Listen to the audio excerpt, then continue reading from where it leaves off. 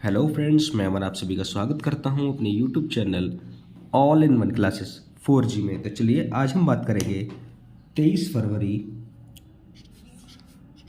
2023 के current affairs की।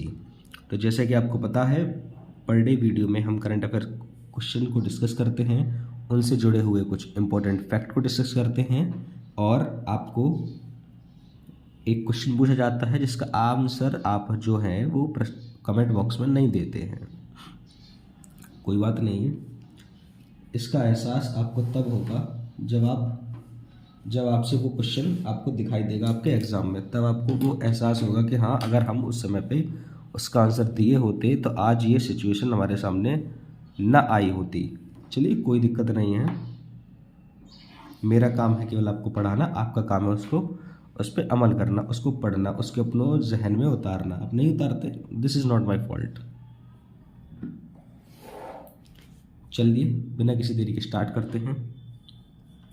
तो जैसे कि पहला दिवस है, विश्व चिंतन दिवस कब मनाया जाता है? तो ये मनाया जाता है प्रतिवर्ष 22 फरवरी को। मेनली क्या होता है, मेनली इसको स्काउट गाइड की जो लड़कियां होती हैं उनके द्वारा मनाया जाता है। तो आज तक जो फरवरी में इंपॉर्टेंट डेज हुए हैं उनको हम एक बार चेक कर लेते हैं, कौन कौन से हुए मैं आपको ऐसे ही जब बता देता हूँ।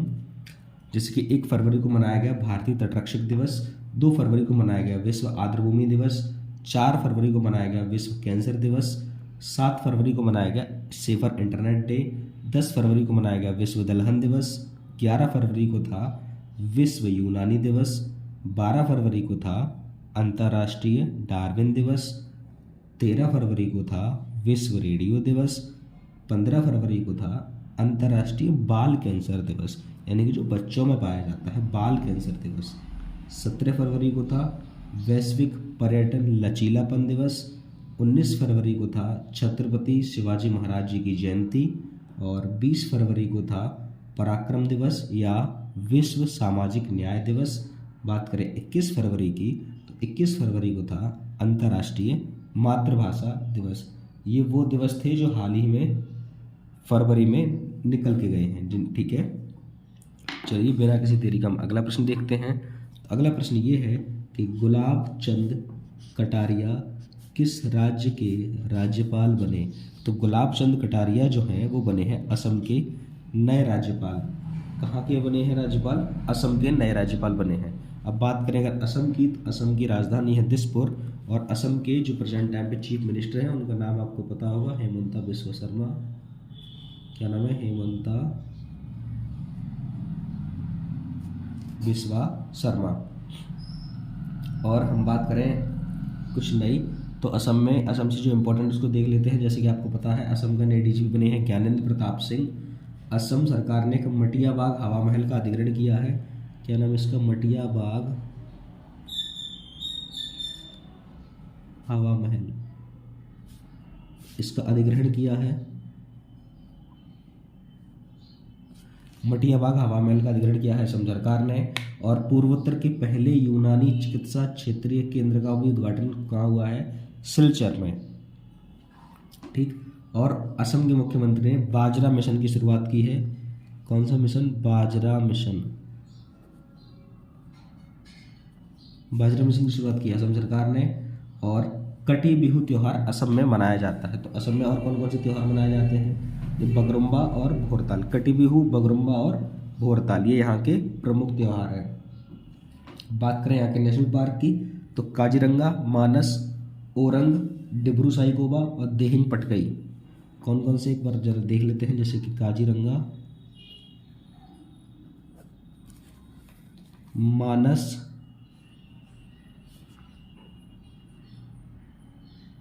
ओरंग,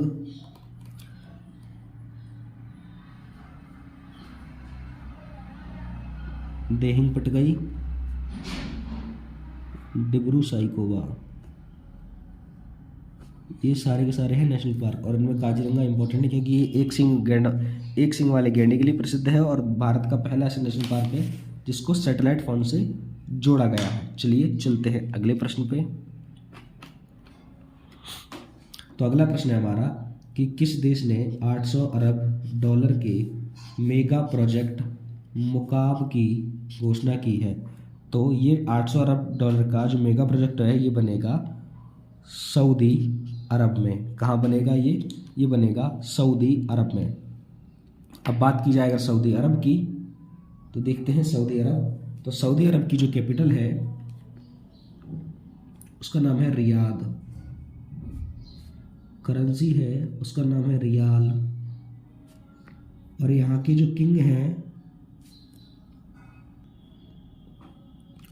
तो जो यहाँ के किंग हैं उनका नाम है सलमान बिन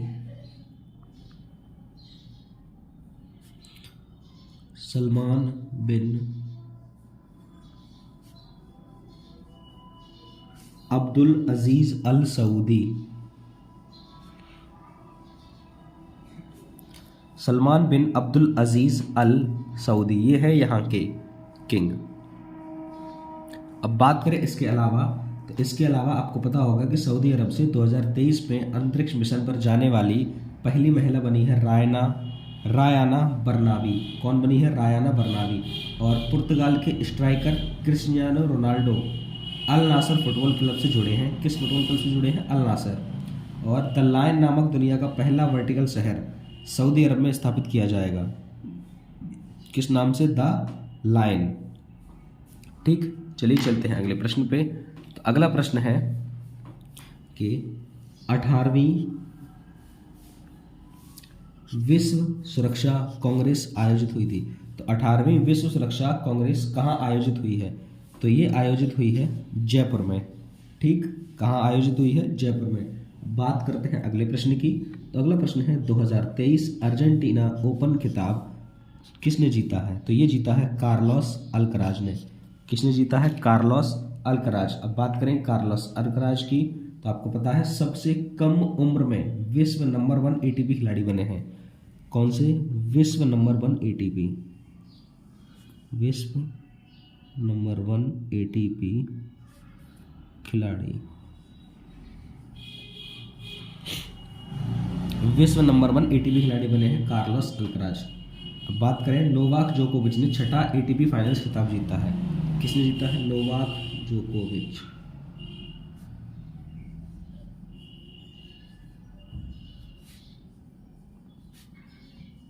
छठा एटीपी खिताब। और है कि ITTF के एथलीट आयोग में चुने जाने वाले पहले भारतीय बने हैं शरद कमल। ठीक, और स्विट्जरलैंड ने ऑस्ट्रेलिया को हराकर पहला बिली जीन किंग कप जीता है। स्विट्जरलैंड ने ऑस्ट्रेलिया को हराकर पहला बिली जीन किंग कप। ठीक, ये कुछ था टेनिस संबंधित। चलिए बात करते हैं अगले प्रश्न की। तो अगला प्रश्न है कि भारतीय टेलीफोन उद्योग के नए CMD का मतलब होता है चेयरमैन एंड मैनेजिंग डायरेक्टर, इनको बनाया गया है राजेश राय। अब राजेश राय से एक नाम समझ में आ रहा होगा आपको, राजेश बिंदल। तो इनको बनाया गया है इलाहाबाद हाई कोर्ट का मुख्य न्यायाधीश। अब बात करते हैं ऐसे इंपॉर्टेंट कुछ नियुक्तियों से, जैसे कि आपको पता है नीति आयोग का नया CEO बनाया गया है। नीति आयोग का जो नया CEO है उनका नाम है BVR सुब्रमण्यम। नेक्स्ट जो है वो भारतीय अमेरिकी हैं व्यक्ति नील मोहन, इन्हें बनाया गया है यूट्यूब का CEO। कौन बने हैं? नील मोहन। ठीक, अब बात करें तो संयुक्त राष्ट्र सामाजिक आयोग के 62वें सत्र की अध्यक्षता करेंगे रुचिरा कंबोज। और अभी मैंने बताया था इलाहाबाद हाई कोर्ट के जो नए मुख्य न्यायाधीश बने हैं उनका नाम है राजेश बिंदल। तो यहाँ लिख लेता हूं मैं इलाहाबाद हाई कोर्ट राजेश बिंदल। ठीक है, चलिए बात करते हैं अगले प्रश्न की।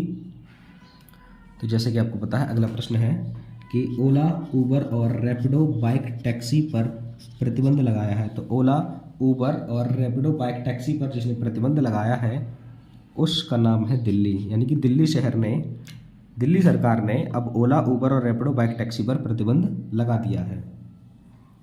चलिए बात करते हैं अगले प्रश्न की। तो ये अगला प्रश्न था कि बारबरा बॉसन का निधन हुआ, वे कौन थी? तो बारबरा बॉसन का निधन हुआ, वे एक अभिनेत्री थी। इनको एमी पुरस्कार के लिए नॉमिनेट किया जा चुका था और हाल ही में इनका निधन हो गया है। चलिए बात करते हैं। अगला प्रश्न जो है स्क्रीन पे वो ये है कि म्यूनिख सुरक्षा सम्मेलन की मेजबानी किसने की है? तो म्यूनिख सुरक्षा सम्मेलन की मेजबानी की है, आपको पता होगा म्यूनिख शहर कहाँ पे है? म्यूनिख शहर है जर्मनी में, तो इसकी मेजबानी भी कौन करेगा? जर्मनी। अब बात करते हैं जर्मनी से जुड़े कुछ इंपॉर्टेंट फैक्ट की, जैसे कि जर्मनी की कैपिटल, तो कैपिटल है बर्लिन, यूरोपियन कंट्री है तो करेंसी है यूरो, यहाँ के जो चांसलर हैं उनका नाम है ओलाव स्कॉच, और जो प्रेसिडेंट है उनका नाम है फ्रैंक वाटर स्टेनियर। ठीक है, ये था जर्मनी। बात करते हैं नेक्स्ट प्रश्न की। तो अगला प्रश्न है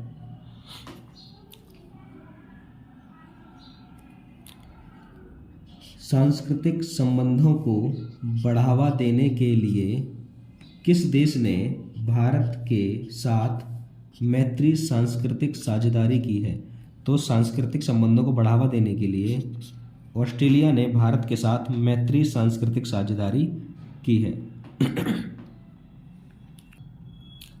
ठीक है, अब बात करते हैं ऑस्ट्रेलिया की। तो ऑस्ट्रेलिया की कैपिटल जो है उसका नाम है कैनबरा,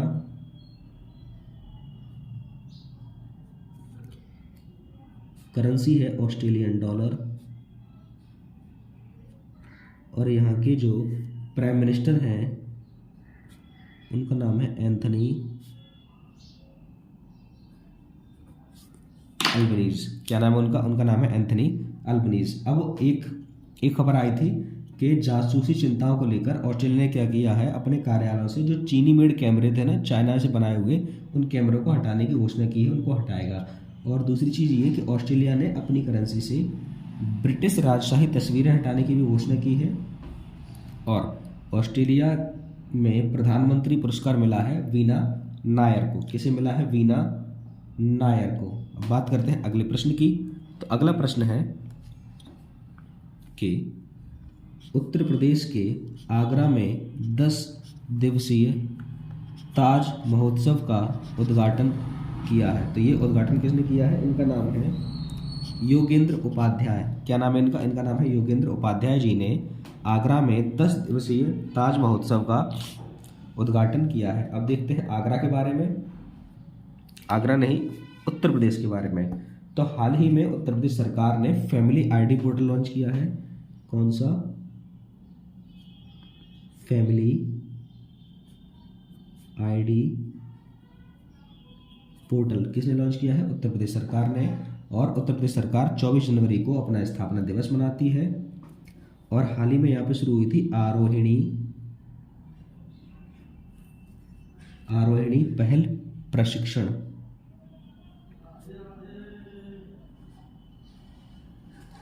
आरोहिणी पहल प्रशिक्षण कहाँ शुरू हुई थी? उत्तर प्रदेश में। प्रकृति और पक्षी महोत्सव के 7वें संस्करण की मेजबानी किसने की है? उत्तर प्रदेश सरकार ने। प्रकृति और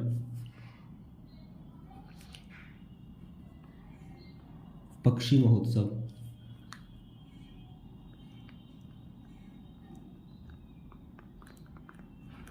के 7वें संस्करण की मेजबानी। बात करते हैं अगले प्रश्न की। तो अगला प्रश्न है 2027 तक महिला प्रीमियर लीग के लिए शीर्षक प्रायोजन अधिकार प्राप्त हुआ है। तो ये अधिकार प्राप्त हुआ है टाटा समूह को, यानी कि इनका जो नाम है वो बोला जाएगा। जैसे आपने पहले देखा होगा वीवो IPL है ना, तो वीवो स्पॉन्सर करते, ऐसे ही टाटा स्पॉन्सर करेंगे 2027 तक WPL। और इससे पहले एक क्वेश्चन आया था कि WPL में सबसे उच्चतम बोली हासिल करने वाली खिलाड़ी कौन बनी है। तो ये बड़ी गर्व की बात थी कि वो एक भारतीय खिलाड़ी थी, भारतीय महिला खिलाड़ी थी, उनका नाम था स्मृति मंधाना। आप इसको याद रखेंगे। चलिए चलते हैं अगले प्रश्न पे। तो अगला प्रश्न है हमारा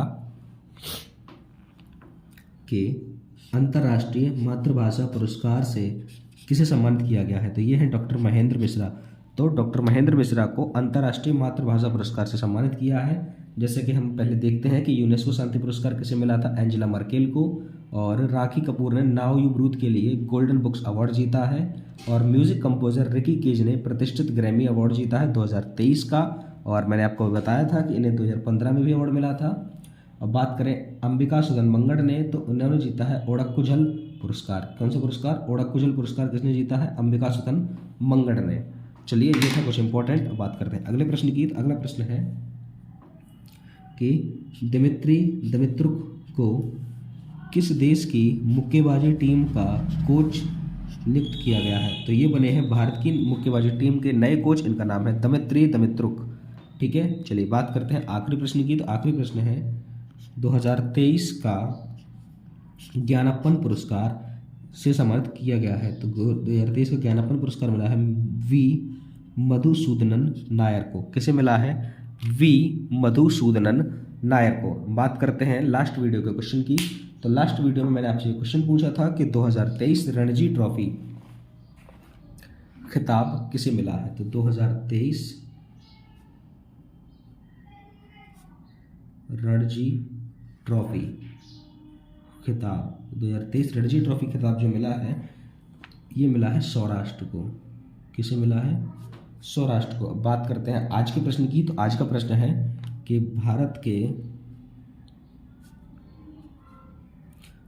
80वें ग्रैंड मास्टर कौन बने हैं? भारत के 80वें ग्रैंड मास्टर कौन बने हैं? अगर आप मेरी वीडियो को लगातार देख रहे होंगे, अच्छे से समझ रहे होंगे, तो आपको इनके आंसर पता होंगे। तो अगर आपको इनके आंसर पता है तो कमेंट बॉक्स में लिख दिया करें। चलिए, मिलते हैं अगली वीडियो में। तब तक के लिए थैंक्स। तब तक के लिए जय हिंद, जय भारत।